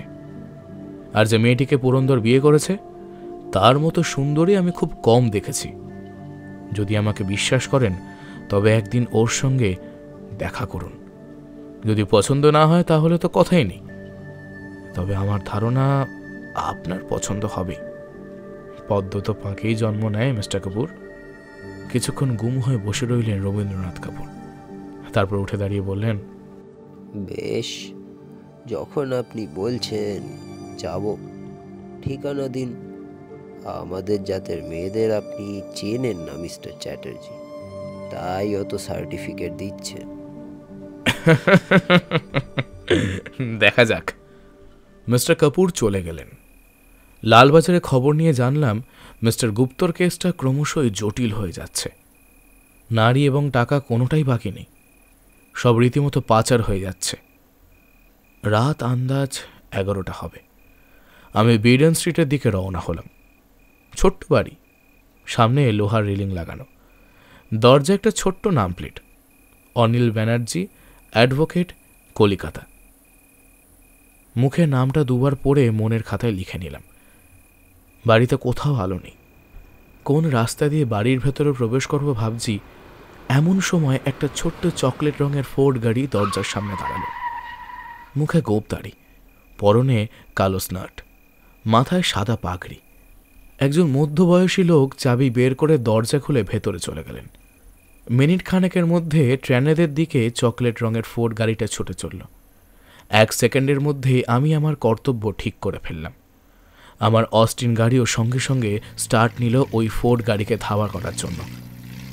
নজর করে যেতে যেতে চোখে পড়ল দূরে একটি হোটেলের সামনে চকলেট রঙের ফোর্ড গাড়িটা পার্ক করা। ওই শিখ ভদ্রলোক ঝোলান সিঁড়ি দিয়ে ভেতরে চলে গেলেন। আমি গাড়ির মধ্যে বসে আমার ছদ্মবেশের বাক্স খুললাম। তারপর হোটেলের ঝোলান সিঁড়ি দিয়ে যখন ভেতরে প্রবেশ করলাম, তখন আমাকে দীপক চ্যাটার্জি বলে চেনা যায় না কিছুতেই। হল ঘরে বেশি লোক নেই। আমি সেই অজানা শিখের সামনে টেবিল দখল করলাম এবং তার দৃষ্টি আকর্ষণ করার জন্য বিশ্রীভাবে হাত পা নেড়ে বয়কে ডাকতে লাগলাম। বয়ের আসতে মিনিট 2-3 দেরি হতে আমি একটা অশ্লীল হিন্দি গালাগালি দিলাম এবং ইংরেজিতে বললাম, আমার দেশ হলে কোনো লোককে এতক্ষণ টেবিলে বসে থাকতে হয় না। পকেট থেকে মানিব্যাগটা বের করতে গেলাম আর আমার রংচঙে রুমালটা পড়ে গেল, কিন্তু আমি দেখতে পেলাম না, কারণ আমি তখন টাকা গুনতে ব্যস্ত। উদ্দেশ্য সফল হলো। টেবিলে সিটের ভদ্রলোক এগিয়ে এসে রুমালটা তুলে দিলেন। আমি তাকে প্রতিদানে আমার সিটে বসতে বললাম। একটু ইতস্তত করে ভদ্রলোক বসলেন। তার চোখের দিকে তাকিয়ে বুকটা দুরু দুরু করে উঠল। কি অতলস্পর্শী দৃষ্টি তার! এর একমাত্র তুলনা মেলে শিকারী বাঘের চোখের সঙ্গে। তবে আমার মনে হলো এই দুটি চোখ যেন আমি আগে কোথায় দেখেছি। কোথায় থাকেন আপনি? মিশরের নাম শুনেছেন? দেশ কায়রোতে, সুয়েজ খাল। আমি দেখি সেই কায়রো। কেন, আপনি গেছেন নাকি? না, যাইনি, তবে শিগগিরই যাব। কিসে যাবেন, প্লেনে না জাহাজে? কেন এই প্রশ্ন কেন? আর কেন, জাহাজ হলে আমি যেতাম আপনার সঙ্গে। আপনাকে আমার পছন্দ হলো কিনা তা যাজ্ঞে বসে, এখন দরকার মতো বস্তুটি পাওয়া যাবে তো। আর তার সাথে চোখের ইঙ্গিতে বাকি কথা সারলাম। খুব খুশি হলেন ভদ্রলোক, বললেন, আরে নিশ্চয়ই, তবে টাকা লাগবে। কত টাকা? 5,000? 10,000? আমি বলি। উত্তেজনায় চোখ দুটো বড় দেখায় ভদ্রলোকের। আরে রে রে রে রে, অত লাগবে না, সে বন্দোবস্ত করে দেব। তবে চিরদিনের মতো যদি কাউকে চান তো। সে কেন মশাই, আকাশের চাঁদ তো, দরকার পড়লে 20,000ও দেবো। তাহলে আকাশের চাঁদও তার কাছে মিটমিটে মশাই, তার উপর শিক্ষিতা। তবে টাকাটা আমাকে ক্যাশ দিতে হবে, তারপরের দায়িত্ব সব আপনার। সারা পুলিশ পেছনে পড়েছে, আমিও কয়েকদিনের মধ্যেই কাটবো। যাওয়ার আগে এই দিকটা ম্যানেজ করবো কি করে তাই ভাবছিলাম। যাক, আপনার সাথে দেখা হয় ভালোই হয়েছে। আমিও গাইডে যাচ্ছি। ব্যাস, কোথায় দেখবো বলুন? 20,000 টাকার আমার সঙ্গেই থাকবে, পছন্দ হলে হাতে হাতে টাকা। একটা বয় এসে ওর কানে কানে কি বললে শুনে তিনি তড়াক করে লাফিয়ে উঠে পড়লেন। বললেন, শুনুন, শনিবার দিন বিকেল 6টার সময় আপনি এই হোটেলের সামনে এসে দাঁড়াবেন। ওই দিনই কায়রো চলে যাচ্ছি। চললেন নাকি? আমি বললাম, আরে হ্যাঁ মশাই, খবর পেলাম সালা টিকটিকরা আসছে এদিকে। একটা কেবিনে ঢুকে পড়লেন তিনি। কিছুক্ষণের মধ্যে ইন্সপেক্টর দাশগুপ্ত 4 জন সাদা পোশাকে পুলিশ নিয়ে প্রবেশ করলেন। প্রতিটি টেবিলের পাশ দিয়ে যাওয়ার সময় চোখের রুমাল দিয়ে যেভাবে তিনি চললেন, দেখে মনে হবে হোটেল থেকে বেরিয়ে তিনি গঙ্গা স্নান করলে তবেই পবিত্র হবেন। যারা গল্প শুনছেন অথচ এখনো সাবস্ক্রাইব করেননি, তাদের কাছে অনুরোধ, গল্প শুনে ভালো লাগলে চ্যানেলটি সাবস্ক্রাইব করতে ভুলবেন না কিন্তু। গল্পের পরবর্তী অংশ তাহলে শুরু করা যাক। পকেট থেকে নিজের নাম লেখা কার্ড বের করে তার উল্টো পিঠে পরিষ্কার বাংলাতে লিখে দিলাম সেই শিখ ভদ্রলোকের ওই কেবিনটার কথা। এদের সার্চ করতে অনুরোধ করলাম তাকে। তারপর শুরু হলো আমার টেবিল ঠুকে গান আর বিশ্রীভাবে হাত পা নেড়ে নাচ। যে কয়েকজন ছিল তারা সকলেই আমার প্রতি সহানুভূতিশীল হয়ে উঠলেন। এক মাতালের ওপর প্রতিটি মাতালের দরদের কথা প্রায় উপকারের মতো কিনা। নাক মুখ সিটকে ইন্সপেক্টর দাশগুপ্ত আমার টেবিলের পাশে এসে দাঁড়ালেন। আমিও পকেট থেকে কার্ডটা বার করে ওর হাতে গুজে দিলাম। এক পলকে কার্ডটা পড়ে ধাতস্থ হয়ে ছুটলেন ম্যানেজারের ঘর লক্ষ্য করে। আমিও উপস্থিত সকলের দিকে চেয়ে ভয় পেয়ে আস্তে আস্তে হোটেল ছেড়ে বেরিয়ে পড়লাম, কারণ ওখানে আমার আর করণীয় কিছুই ছিল না। পুরন্দর কাপুরের কেসটা কোর্টে উঠেছে। রবীন্দ্রনাথ কাপুর ও বিমলা এসেছিলেন আমার কাছে। আমি বললাম, দাশগুপ্ত তো খোঁজ নিয়ে জেনেছেন যে ওই শিখ ভদ্রলোকই সুরেন্দ্র সিং। যতদূর সম্ভব মনে হয় কলকাতা ঘাটির ওই বড় কর্তা। শুক্রবার বিকেলেই ওকে ধরব। তারপর ধরতে হবে কে এই রহস্যের নায়ক। আমাদের কি হবে চ্যাটার্জি সাহেব? ধৈর্যহারা হবেন না কাপুর সাহেব, সুরেন্দ্র সিংকে আগে ধরি। কিন্তু ওর একটা কথায় আমি খুব চিন্তিত। নারী ঘটিত ব্যবসা যে এরা করে তা আমরা জানি, তবে হঠাৎ কেন সুন্দরী মেয়েও আমাকে সাপ্লাই দিতে চায় তা আমি বুঝতে পারছি না। কাপুর সাহেব, বিমলার প্রতি লক্ষ্য রাখবেন। দুনিয়াতে কারোর অসাধ্য কিছু নেই। বিমলাকে কাপুর সাহেব নিজের কাছে রেখে দিয়েছেন। পুত্রবধূর মর্যাদা এবং মেয়ের ভালোবাসা দুই তাকে দিচ্ছেন। আমার কথা শুনে চিন্তিত হলেন তিনি।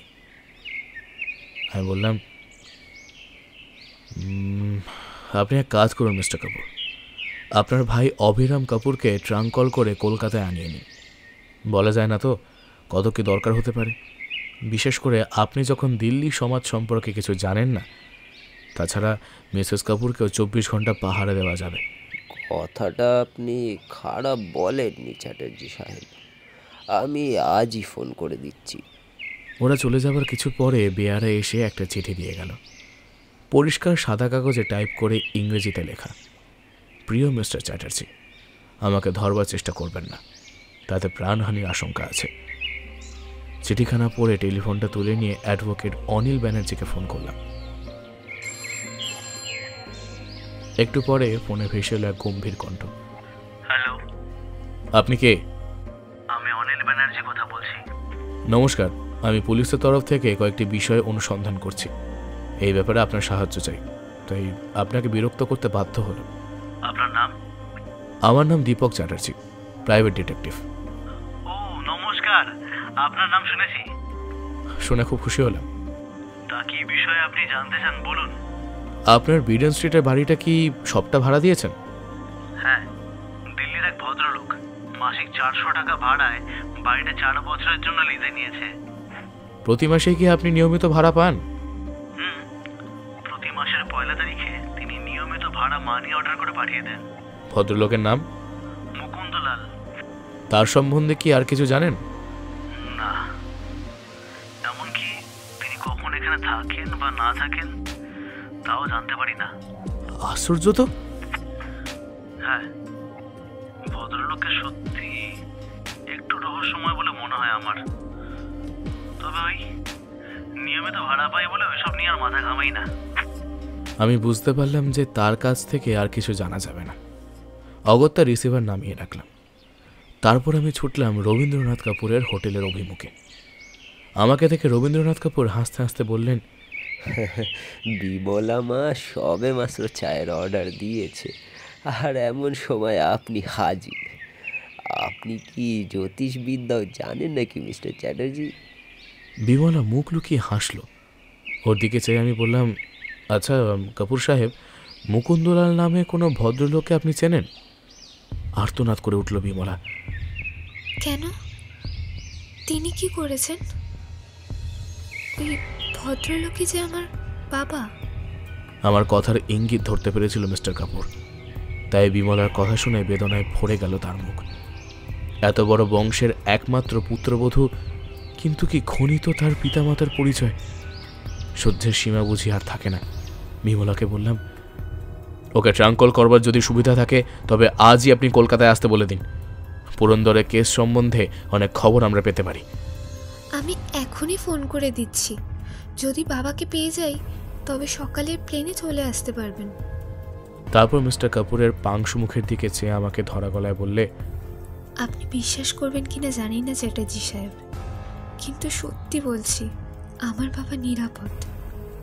চিরদিন তিনি মায়ের সমস্ত কাজের প্রতিবাদ করে এসছেন এবং কেবলমাত্র ওনার চেষ্টাতেই আমি ছোটবেলা থেকে বাড়ির দূষিত হাওয়া থেকে মুক্ত হয়ে স্কুল, বোর্ডিং, কলেজে দিন কাটিয়েছি।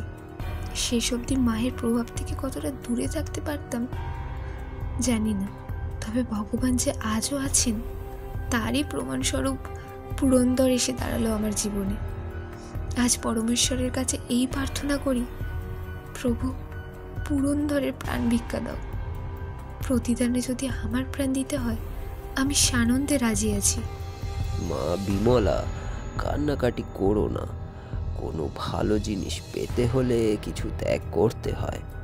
তোমারও হয়তো সেই পরীক্ষার দিন এসেছে। চলো আমরা অভিরাম ও তোমার বাবাকে ফোন করে আসি। হ্যাঁ, আর দেরি নয় মিস্টার কাপুর, হাতে আর মাত্র একটা দিন সময় আছে। আমি চলে এলাম বিদায় নিয়ে। সেদিন শুক্রবার ছিল। আজ সকালের প্লেনে মুকুন্দলালের আসার কথা। অভিরামকে ফোনে পাওয়া যায়নি এবং তার প্রয়োজন গুরুতর নয় বলে তাকে আর ফোন করাও হয়নি। সকালে চা পান করে কয়েকটি ব্যাপারে লালবাজারে গিয়েছিলাম। সেখান থেকে কোজি হোটেল হয়ে ফিরতে আমার ঘণ্টাখানেক দেরি হয়েছিল। বাড়ি ফিরে শুনলাম জরুরি ফোন এসেছিল লালবাজার থেকে ও দমদম এয়ারপোর্ট থেকে। এয়ারপোর্টের এনকোয়ারিতে ফোন করতেই ওখানকার ভারপ্রাপ্ত অফিসার আমার পরিচয় নিয়ে বললেন আমাকে চলে আসতে, কারণ একটা হত্যাকাণ্ড ঘটেছে এয়ারপোর্ট ক্যান্টিনে এবং যাকে খুন করা হয়েছে তার নাম মুকুন্দলাল। মুকুন্দলাল, বিমলার বাবা। আমি দেরি না করে এয়ারপোর্টে রওনা হলাম। আমার চিন্তাধারা যে অভ্রান্ত নয় তারই প্রমাণ মুকুন্দলালের মৃত্যু। আমার নাগালের বাইরে।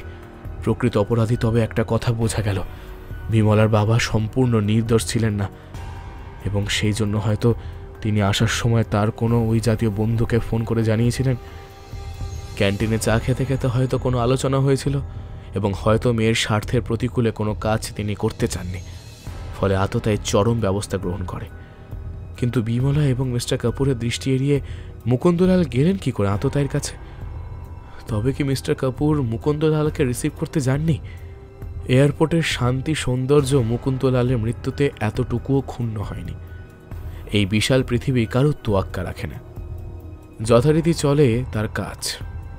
মিস্টার কাপুর বিমলাকে ধরে ধরে গাড়ির দিকে যাচ্ছিলেন। আমাকে দেখে ডুকরে কেঁদে উঠল বিমলা। চ্যাটার্জি সাহেব, এখনো কি আমার পাপের প্রায়শ্চিত্ত হয়নি? মা গেলেন, বাবা গেলেন, আর কাকে নিয়ে ভগবান আমায় শাস্তি দেবেন? আমি চোখের ইশারা করে কাপুর সাহেবকে বললাম বিমলাকে নিয়ে যেতে।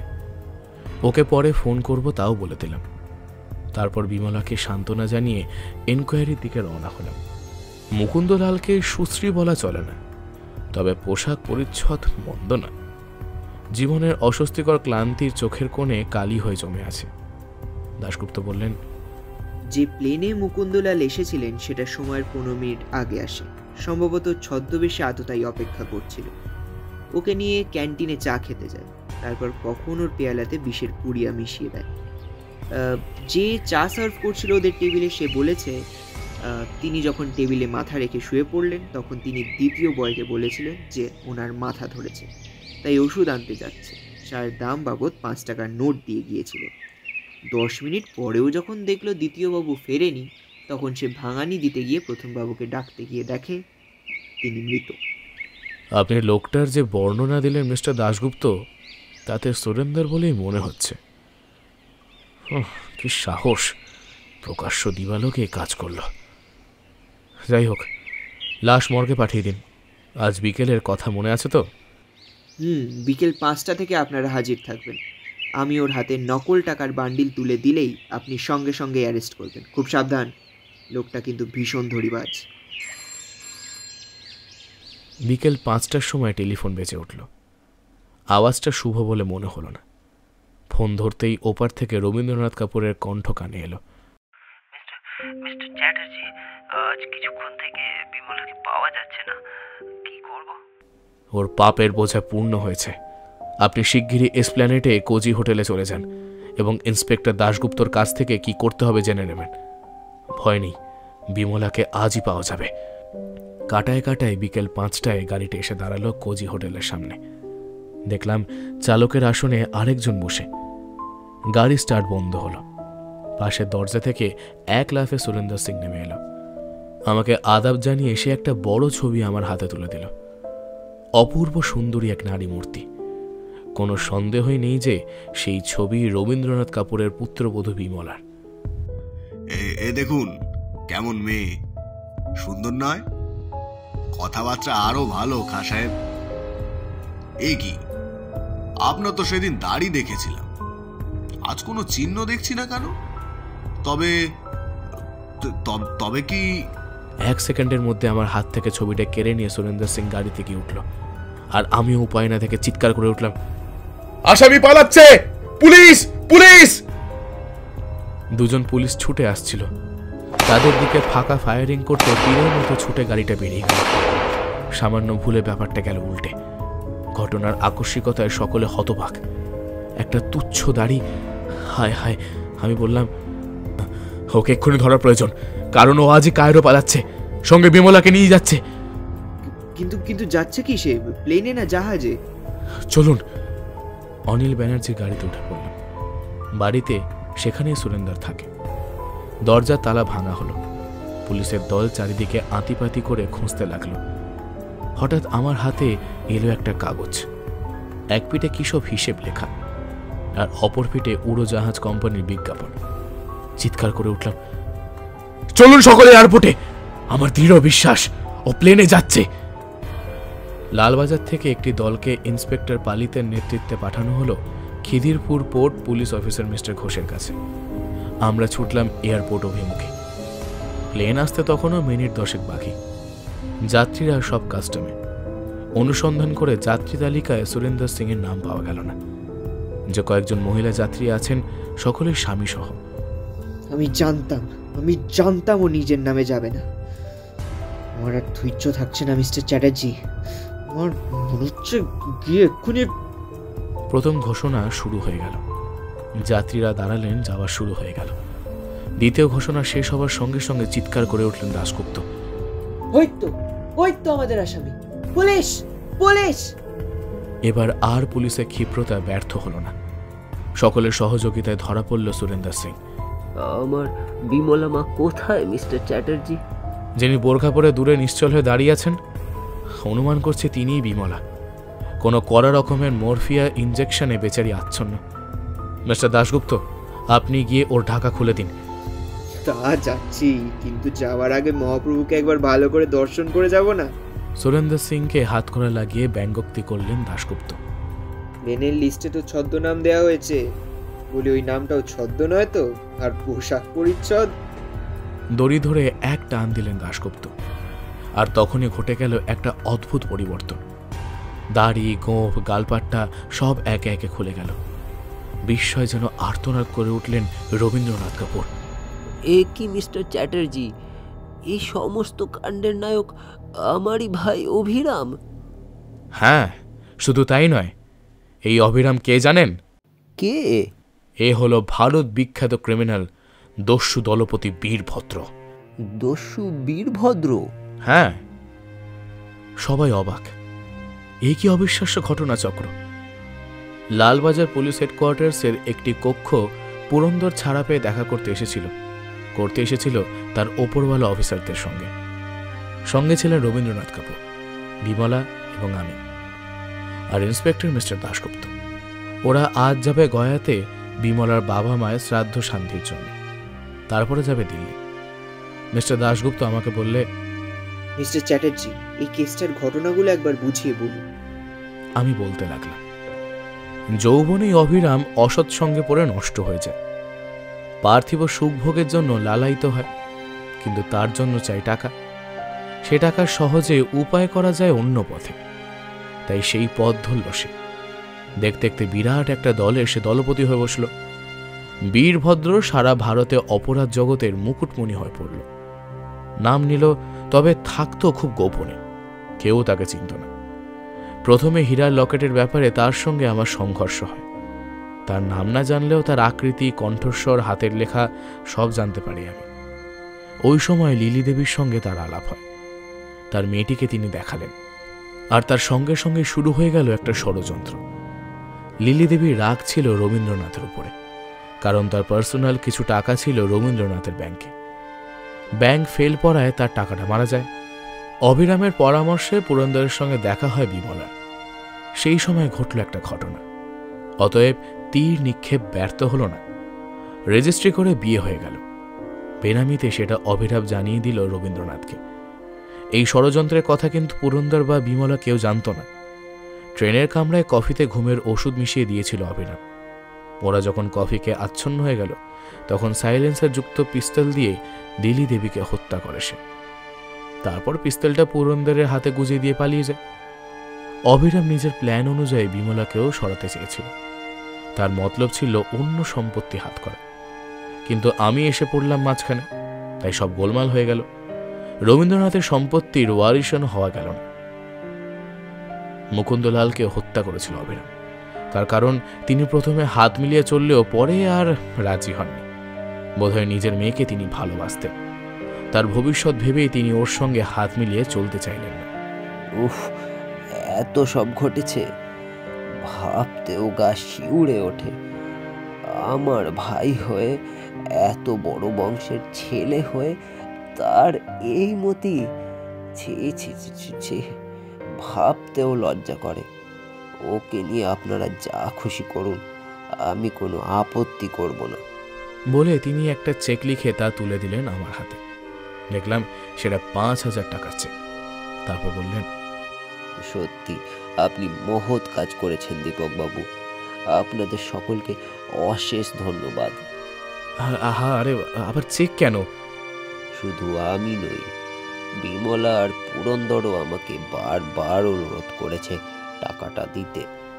বিমলার উজ্জ্বল দুটি চোখের দিকে তাকিয়ে আর কিছু বলতে পারলাম না আমি।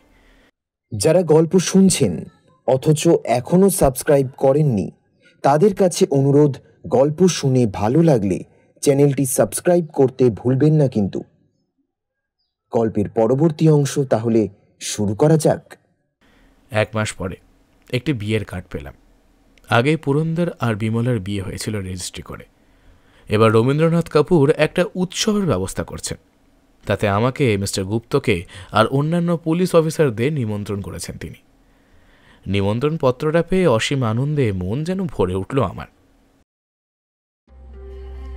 শেষ হলো আমাদের আজকের উপস্থাপনা, শ্রী স্বপন কুমারের লেখা হীরার লকেটের রহস্য। দীপকের ভূমিকায় সৌমিক, রতন এবং পিতম পিনাকি, ভজুয়া এবং ইন্সপেক্টরের চরিত্রে দীপমন্ত্র, মিস্টার মল্লিক শুভঙ্কর, মিস্টার সেন শ্রীদীপ, কম্পাউন্ডারের ভূমিকায় অরিত্রা, বীরভদ্র আকাশ, বিমলার চরিত্রে স্নেহা, লিলি দেবী মানসী, চেকার কিঞ্জল, শ্যামলাল এবং রবীন্দ্রনাথ ঋষি, বাবা সোমজিৎ, ইন্সপেক্টর পালিত সুমন, অনিল ব্যানার্জির চরিত্রে শান্তনু, পাঁচু, দারোগা লক্ষণ সিং এবং হরিনারায়ণের চরিত্রে আমি স্বর্ণাভ। গল্পের নাট্যরূপ অরিত্রা, সমগ্র পর্ব পরিচালনা, original score and SFX Sridip. আজ এই পর্যন্তই, ফিরে আসবো খুব তাড়াতাড়ি নতুন একটা গল্প নিয়ে। ততদিন সঙ্গে থাকুন আর শুনতে থাকুন দ্য অ্যাডভেঞ্চার স্টেশন, শুধুমাত্র আপনাদের গল্পের স্টেশনে। আপনারা যদি নিজেদের লেখা কোনো গল্প আমাদের পাঠাতে চান তো মেল করতে পারেন ডেসক্রিপশনে দেওয়া মেল আইডিতে।